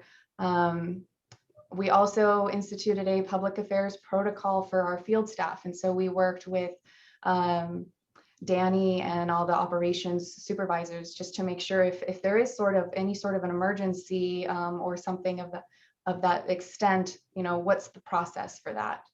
Also, you know, during the pandemic, we were issuing daily COVID-19 updates. And this is all just to ensure that, you know, that internal communication piece is consistent. And then something that we've seen a lot more of are thanks and kudos of staff accomplishments. You know, when April gets a customer rave, you know, about one of her team members, she'll send it out. When we have field staff or other staff who receive certain certifications or educational accomplishments, that's also shared around. And one big thing that we saw that was different was the Big Heart Awards, for example. As you know, Mark Vermeer was selected and recognized as the MSWD Person of the Year. And we saw a huge importance of all staff emails, because we were able to, one, not only encourage staff to tune in live, but once we were able to have the recording, we could pinpoint, you know, which part Mark accepted his recognition, and we were able to send that. And that actually, we got so many emails back of congratulations to Mark. And so that's something that we would not have seen if not for that virtual nature. Okay, the next plan element is regional industry leadership. So this talked about 3 different overall strategies, which includes not just regional water industry associations, but also, you know, continued fostering and maintenance of our district relationships with local, state, and federal legislators, and then board and staff engagement in various local community boards or commissions. So a few things just to highlight. President Wright, which we mentioned earlier, your re-election to the LAFCO board. We do have various board members who sit on you know, Regional Water Quality Control Board, the Agua Caliente Water Authority, JPIA, Urban Water Institute. I'm sure there's many more. I didn't list them all, but we've also continued on our federal advocacy efforts. And we've maintained, especially, you know, during the pandemic, our relationships with not just City of Desert Hot Springs staff and local electeds, but also our county and state legislative staff and elected individuals themselves. And then we have board members and staff who participate and sit on community organizations, DVBA, United Way, Corps, things of that nature. And then the last plan element was strategic planning and communication readiness. And these two strategies talked about ensuring that we position MSWD for successful future communication readiness, but also making sure that we're ready for communications in any sort of emergency situations. And so some of the things that you'll start seeing soon, oops, don't know what happened there. The agenda. The agenda. Okay, hang tight. Current slide. Better? There you go. Okay. Yes. Some of the things you'll start seeing is our new website launch. And we're hoping that that is much more user-friendly. We also instituted a new agenda management system. And not only is this helping us internally, but also externally for anyone who wants to view the agenda. I really personally enjoy just clicking on the item and it brings me right there. We mentioned this time and time again, all outreach items are sent to board and staff. The new educational video series, and we're also hoping with the customer portal that itself will act as a way that we can communicate with our customers a little bit more frequently. The outreach calendar that was in the appendix of the strategic communications plan, obviously that was halted, right? All the different topics that were discussed in there, that was paused. However, we are starting now to, recreate our own outreach calendar for, our next year. And that's something that the plan identified as kind of having that 12-month plan and what themes and topics the public affairs team would like to highlight. So did COVID impact the strategic communications plan? It did, but it really helped us to identify all of the different mediums that we had at our fingertips that we were not previously utilizing for external outreach for our customers, internal outreach for our staff, as well as maintaining and fostering those relationships with our local elected officials. So we're starting to see a return of community events. So we're excited for that in-person outreach touch point. I mentioned the outreach calendar. And then we hope to come back in 1 year and year after that, so that ideally we are identifying and targeting all of the tactics that were identified for each plan element and for each strategy within the plan. That was a lot of information, but I am happy to answer any questions. Okay, raise your hand if you have a question, please. Well, you did such a good job, Victoria. Nobody has a question for you. I'll take it. Okay, thank you. Good report. My pleasure. Thank you. Okay, number 17. Oh, consent agenda. We got the consent agenda, which is number 17 and 18. I had a question about registered demands. Is that consent? Sorry, that's my cat just walked in my office. Sorry. Your food and water's in here. Sorry. There was a payment to California Groundwater Association. I don't know if I got that right. $7,500. Is that a new membership? I don't remember seeing anything. Yes, it's California Groundwater Coalition. It's sort of a new approach. They're sort of a lobbying group. They're a young group. Nancy and I looked at it, and since we don't have any real lobbying services in Sacramento right now, we thought this would be a good opportunity to see what they would do for us with regard to tracking the laws. And so far it's been very good. It may be just a temporary, an interim thing, but we thought it would be a good a good organization to look at. They seem like they were aligned with what we really need. They actually focus on one aspect of Sacramento, and that is tracking the laws. You know, we'll see how it works. They're a relatively new organization. And I will actually, if you want me to, bring some information back at the next meeting. If you'd like to have me do that. It would be good to try to have an understanding of what the, it doesn't sound like it's an association like Aqua, I guess. So different expectations for board members and such, but okay. I just wondered about that. Thanks. Yeah, no, okay. Yeah, they're not going to have, it's not a big organization like Aqua, but they will focus on, you know, basically tracking a lot of the laws, and they seem to get more in. They're the only agency I know out there that actually would be a help to us with regard to our lobbying efforts. And so we thought that would be a good option, and consider at a considerably less expense than doing what we've been doing with our lobbyists. So, okay, I will do that. I don't want to overload these meetings because they've been going really great and long, hefty subjects lately, and this is really great news for the district. It seems like the game has been improved greatly. I noticed a couple of the other districts have regular updates from their lobbyists from their state lobbyists, and maybe the new organization might care to chime in at a meeting every now and then and let us know what they're doing, so that we can compare with what other agencies are doing as well.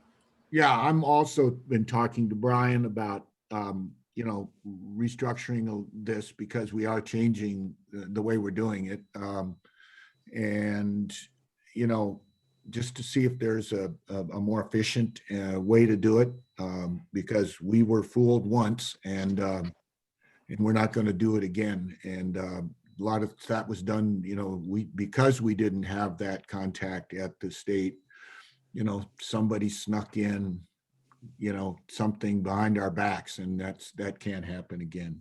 And so we do need to keep up on it, but we need to be efficient about it also. Okay, we'll do that. Okay, so any other questions on the consent agenda? Okay. So we'll go on to, that was 17 and 18. Well, 19, upcoming events and directors reports. Anybody like to do the report today? I will go. If I could, please. Okay, Ivan, go ahead. Did you say, Ivan, you wanted to do it today? Yes, sorry. I just Okay. have the one to report, the DVBA luncheon on April 15th. It was a presentation from the county, and Manny Perez spoke, as well as their new CEO, Jeff Van Wagenen. Not really anything significant to report on, but I thought it was a good presentation, and it was my first in-person event, so that was good to get back out there. Oh, yeah. Thank you. Okay. Randy, did I hear you say something? Monday. Director Duncan. You say that again? I think I froze just in. Yeah, Monday, if you don't mind. Okay, that's fine. And Vice President Martin, Monday, is that what you said too? Monday. Okay. Okay, then we'll go on to General Manager's report. Okay, I think, and of course I've been gone, so I don't have much. You can see what's down there, and we get, it seems like, better and better and more thorough with it. But into you know, we're beginning a phase now as we're coming out of this pandemic where we're gonna, you know, we want to be sure that you're thoroughly informed, and we don't know what, you know, what we can expect with regard to how, you know, this pandemic is going to affect us. But one thing it has done is it has left us with a bad debt that that we need to deal with, and we always have some moving targets. And you know, we started to look at how we wanted to break this out and report back to you about it. And it got to be so complicated and that it, you know, basically we decided to prune it back to just the general message that we're doing our best to get answers, but, you know, that we do anticipate some confusion with those customers out there. We have state agencies and federal agencies that put restrictions on us. For example, we cannot shut anybody off. So with that restriction, some of our customers have interpreted it as they didn't have to pay their water bill. So we're going to run up. Some of these people are going to have some very large bills. And as you know, we have an owner-only process and policy. And then you combine that with our once a year where we put this bad debt on the tax rolls, and you know, and all of that's going to come together at one time. And I just wanted to give you a heads up that we will do our best and have done a good job of informing the public. We've gone out with bill inserts. We've increased our funding of our bill service or a bill paying service. I might even suggest that we go from a $100 max to a $200 max for at least a temporary period of time here. And we've upped our game. We're doing everything we can. We're now calling customers and telling them that, you know, you have an unpaid bill. And if there's anything we can do, you know, let us know. We'll make arrangements to let you pay those bills. And it's working successfully, but, you know, there's still going to be someone out there that might be a little upset when they find out that they've let their bill go just a little too long. We waive the fees if they, with some of this, with these unpaid bills. But I just wanted to give you a heads up that you might be hearing things about that in the future, because we're at that point where we're coming out of the pandemic. They're going to lift those restrictions, and people are going to have to, we're going to have to deal with that unpaid debt somehow. And I There'll be don't know. grant monies, Arden. There'll be lots of grant monies. We just have to apply for them, and they'll go to the district, not the customer. Exactly. And I think so, the governor wants to put $1 billion for that in his budget. so which is my message exactly, and that is, but they're, you know, they're all in abeyance. We really don't know how this will come out, and we're doing our best to get information out there. Did I leave anything out, Victoria, on things we've done with the public and actually April too? You know, we've been calling the customers. Or Matt, maybe you've got something you want to add to that? Not really? Okay. Not really. Okay. Well, just I'm trying to be very prepared for this, and I want you to be prepared, because we're at that point where this bad debt now is going to have to be dealt with. Okay. And the rest, and then with that, you have most everything in the agenda. I haven't been in the office for the last week because I'm on vacation. I came back to my son's graduation, so, and I'm still here in South Dakota. But with that, Victoria, did you want to make any more? Sure. I will briefly dive in just really quick on a public outreach overview for the past month. Bear with me one sec. I'm just getting to the page. Okay, so this is page 185 in the board packet, if you just wanted to briefly follow along. I just wanted to touch on a few events that did happen in April, which actually Director Sewell also did attend. April 8th, there was a ribbon cutting for Paradise Liquor, which is also a convenience store. It's located right on Mission Lakes Boulevard, and it really helps to service that area with its own convenience store. Also, April 28th, there was the annual 29th Senior Inspiration Awards. And obviously we did not get to attend this one in person, but it did air on NBC Cares and the Desert Hot Spring, NBC Cares, NBC Palm Springs. And the Desert Hot Springs honoree was Courtney Moe. So I just attached the flyer here that was circulated. We were a sponsor, pre-pandemic. So the honorees actually get to keep their title for 2 years. So it was the same group of honorees that was intended for 2020. Also, since then, there have been a couple more events, but I'll report on those next month.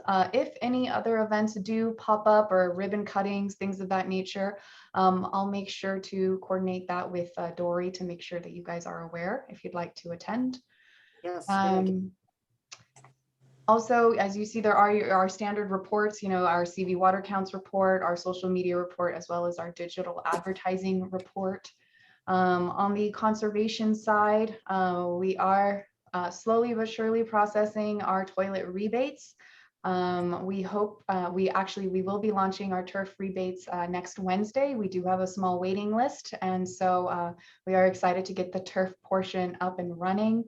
And that application will, like I said, be posted on our website next Wednesday.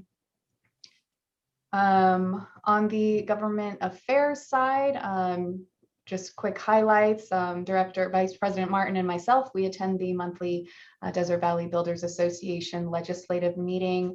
And I'll also report on this next month, but there were a few meetings such as the State Assembly Water, Parks and Wildlife Committee that was held, and that hearing was actually as California prepared for another drought. So it's very timely with all of the different elements that we're reviewing and discussing.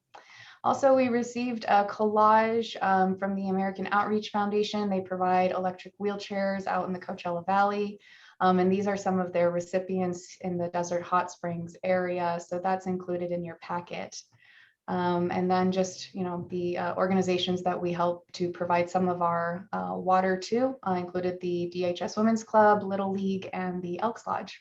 So things are starting to open up. As I mentioned earlier, we are excited to kind of get back out there and have that touch point.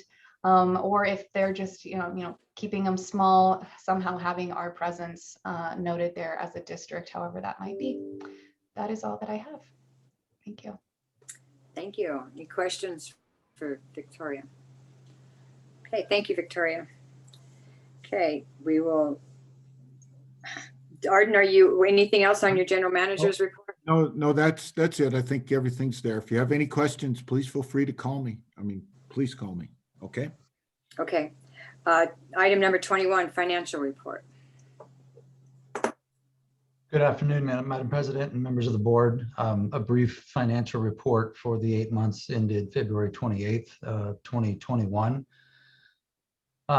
Once we got the budget adjusted post or in the middle of the COVID pandemic, things are tracking a lot closer to budget, both on the revenue and expense side of the operational part of the financial statements. Both operating revenue and operating expense are tracking within 2% of budget. So again, very close. The only major variance that we're seeing is the non-operating revenue. And as we've discussed in past meetings, that is budgeted grant revenue that hasn't happened yet, all related to the regional plant and the State Water Resources Control Board. Debt service ratio and cash positions are very strong. Again, as we've talked about, this is kind of the calm before the storm with these large capital projects on the horizon. A lot of these resources will be put to use toward those projects. So again, this is the buildup prior to those major expenditures. As Arden mentioned, the only thing that is alarming compared to our normal is the COVID-related late fees and aging of debt. We are closely monitoring that, as well as possible funds that will be coming down the pipeline. Hopefully, there's several different angles that are at work, and we're monitoring several of those. And that completes my report. Thank you. Thank you. Any questions for Matt? Yes, Ivan. Yeah, I just had one. I know, Matt, in the past, you provided us with the information on those delinquent accounts that was like 90 days past due, 30 days past due. Is that something you could include in the future financial reports, just so we can kind of keep track as those numbers hopefully don't grow as fast as they've been? Sure. How about Monday, Matt? Do you have any for this month? Would that be? Sure, I can share my screen right now if you'd like to. Sure.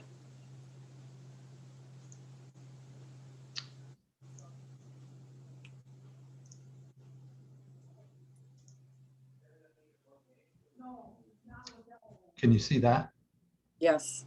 Okay, so obviously this row here is April 30th, the most recent information we have. Not a huge shift in total balance, but again, we're seeing the aging, not a huge shift from month to month, but kind of the same trends that we've been seeing since the pandemic started. And again, this is the key figure of a large amount of delinquent charges that will most likely end up pulling out of revenue and basically writing off if we can get customers to set up a payment plan or whatever the case may be on a customer specific basis. And is that 670, is that included in that 1.4 total, or is Yeah. that additional? Yes, it's included. Can you kind of help me understand what here? I see it, but I'm not comprehending it fully. You have some numbers from 2018. That was how much was delinquent in 2018 compared to today at 670.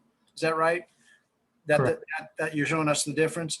And in the 2018 figure, how much of that would have been ultimately collected compared to the figure that you were looking at today?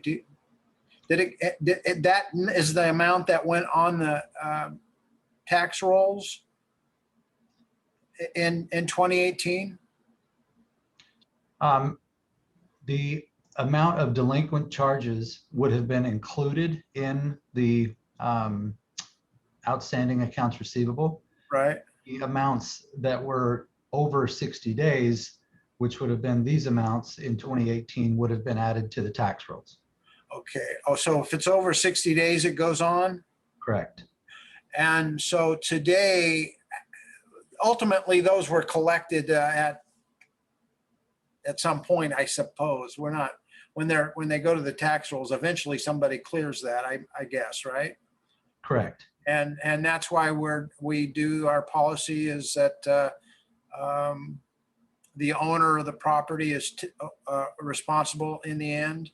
And we would expect that this number would that we're looking at for today would eventually be collected. I can think of one case where that might not happen, but so am I right on that? That eventually that will all work itself out, and we're not looking at a complete write-off of more than $500,000. That's correct.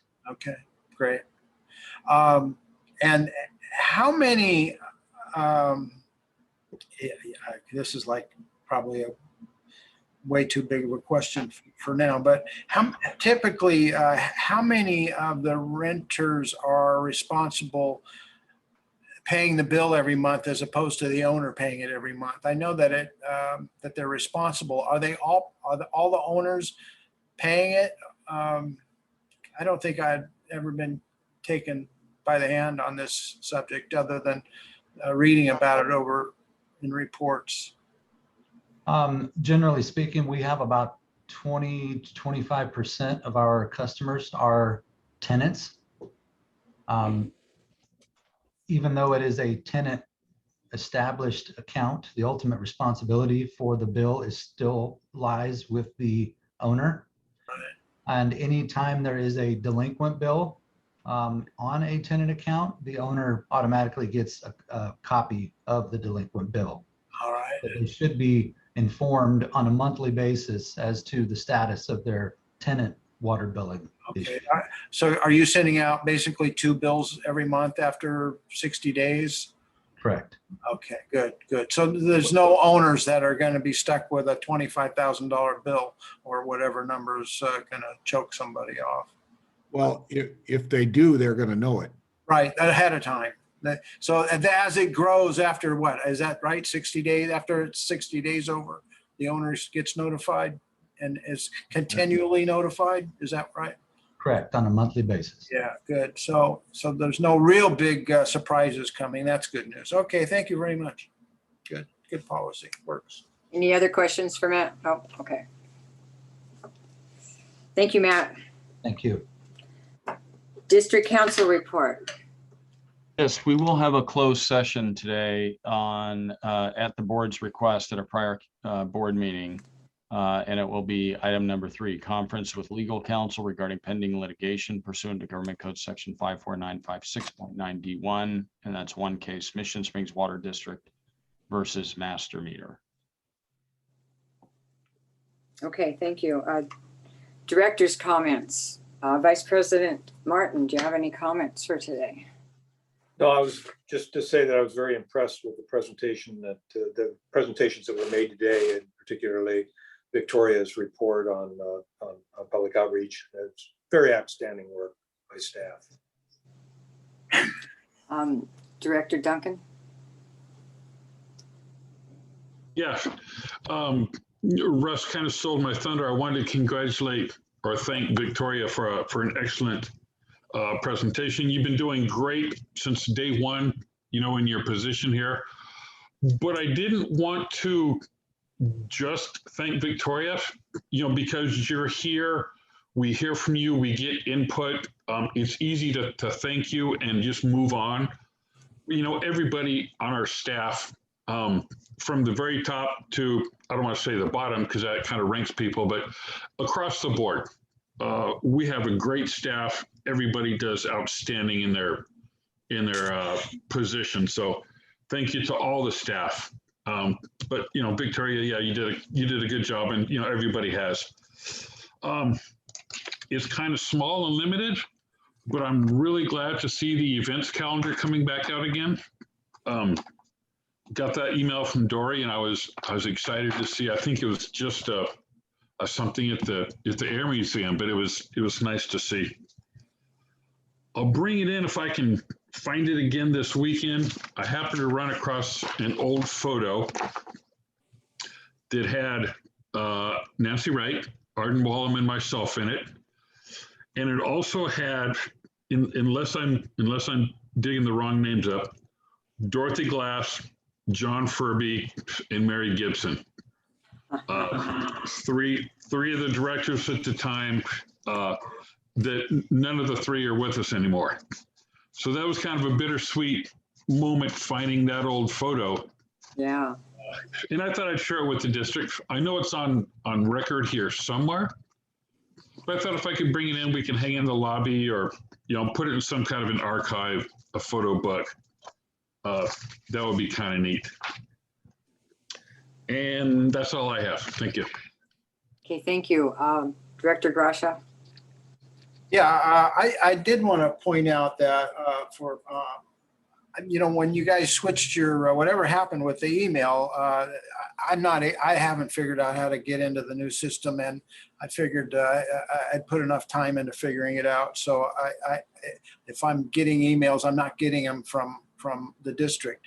I set up another email address. I haven't seen anything. So if there's emails going out and I'm not replying, it's because I'm not seeing them. So my email is 97 Moonlight Drive at gmail.com. If you need to send me anything, I think I told everybody that, but I haven't seen anything come through. And maybe at some point we can figure out a way to get me back in the system. Also, I also wanted to chime in this. Since I've gotten here, at every meeting, you guys have improved. It seems. You went on mute, Steve. I don't know. Oh, I hit the wrong button, I guess. I wanted to compliment staff as well. Since I've been here for a couple of years now, the quality of the meetings has been improved by light years. And I don't know if I say that enough, or this meeting, especially good. The presentations were, I watch other board meetings for other districts way far away from this valley, and I would put the content of this meeting up against any district meeting that I've seen anywhere. And I watched one last night from Western, I think it was Western Riverside, in Riverside County, City of Riverside. And you guys are doing a great job, and things are coming together nicely. I hope this board will authorize staff to move forward with a building in a proper location, one that is of proper significance, and that the community can celebrate and not be embarrassed and ashamed of. And I will continue to push for that. And I know that eventually this board will wake up to the idea that building in a hole over on where you're planning is not a great idea. This is an opportunity to bring everything about this district to a level that no one anywhere, including our own ratepayers, they deserve the best. They're paying for the best. They should get the best, and it's not that hard to do. So let's keep in mind that this is our one opportunity to bring it all together and do a great job for the citizens that we represent. Thanks very much. Director Sewell? I had no comments planned, but I'll continue the trend of thanking staff, all the staff, for all your hard work. And I'm excited that sooner than later we'll be back in person, hopefully. Thank you. I'd like to thank Dory for helping change the format of the agenda. Thank you, Dory. It was much better, much easier to do. But I think Art and I have a couple other changes we want to talk to you about outside the meeting, but I just thought I'd let you know that. But thank you. It was much easier to use. Okay, so I guess we're going to go into closed session.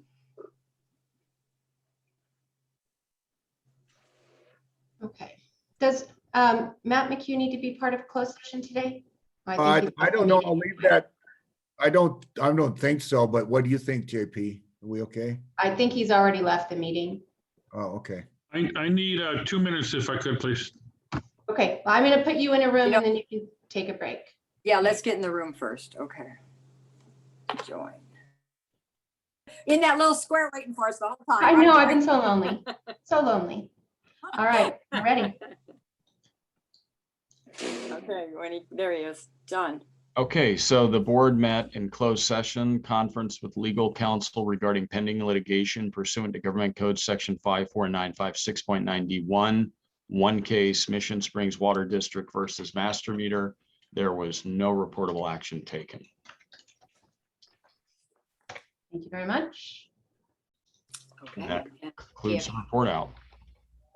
So okay. So we'll let Arden get back to his family and the rest of us too. So good seeing you guys all. We'll see you on Monday. Have a good weekend. Meeting adjourned. When are you coming back, Arden? What's that? When are you coming back? Saturday.